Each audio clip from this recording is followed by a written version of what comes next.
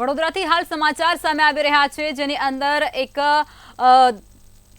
વિદ્યાલય છે ત્યાંનો ભાગ ધરાશાય થયા હોવાની જાણકારી, શ્રીનગર નારાયણ વિદ્યાલયનો ભાગ ધરાશાય થયા હોવાની જાણકારી અત્યારે સામે આવી રહી છે।